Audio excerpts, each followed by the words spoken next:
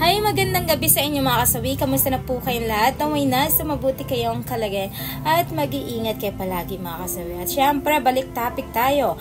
Idol, ano kayang ibig sabihin ng GF ko na tamad ako?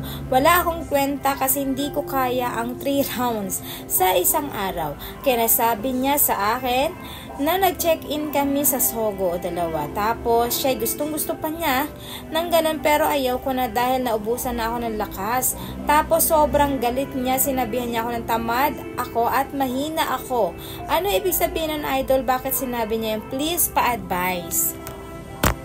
So, yung ating sender ay isang lalaki mga kasawi. Ang tinatanong lang rin naman niya ay kung bakit siya sinabihan ng tamad at mahina.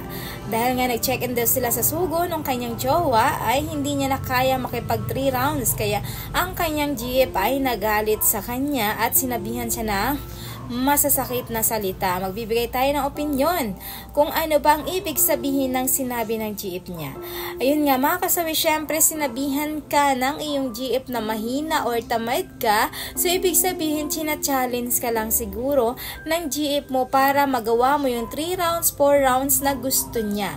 Kaya niya sinasabi niya yun sa'yo kasi para sampal sa'yo sa pagmumukha mo na talagang dapat kayanin mo. Kumbaga siya nga nakakaya niya ang 3 rounds, dapat kaya mo rin, dapat hindi ka sumuko. Kapag ganito, dapat ang mga kalalakihan ay magbaon na kayo ng mga pampalakas ng tuhod. Ayan, pampalakas ng energy para naman pagdating na mag-check-in kayo ng inyong jowa ay hindi kayo masasabihan ng lalampalampa at tatamad-tamad kayo. Syempre, sa inyo mga kalalakihan, malaking sampal yon kapag sinabihan kayo ng isang babae. Kasi ang isang babae kapag once na nag-check-in kayo sa ganito ay nag-e-expect yun ng 1, 2, 3, 4 rounds siguro na magagawa ninyo sa Sogo talaga kapag once na nag-overnight kayo. So, siyempre si Mrs. or ang inyong jowa ay nabitin. Kaya yung ending ay nasabihang katuloy ng palampalampa at patamad-tamad ka at mahina ka dahil sa kanya dahil nainis siya sa iyo mga kasawi, nabitin. Kaya sabi ko nga diba sa inyo, masamang nabibitin ang mga kababaihan kasi nga hindi nila alam kung ano yung magagawa pag sila ay nabibitin. Lalo kapag ka ang babae ay magaling pa sa ganito mga kasawi, naku po, yari ka na talagang lalaki, talagang mapapalaban ka kahit wala ka nang magawa, no choice ka talaga kapag ka ang babae ay matakaw sa jugjugan mga kasawi.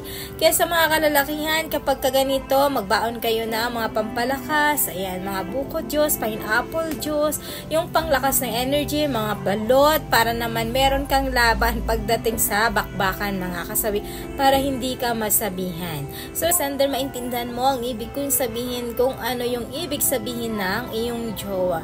Maraming salamat po sa patuloy na pagsuporta niyo sa akin sa walang sawang pag-share at pag-comment. Sa mga hindi pa po nakapag-subscribe, pwede na kayo mag-subscribe, pwede na rin kayo mag-follow para updated kayo sa topic ko araw-araw. Magandang gabi!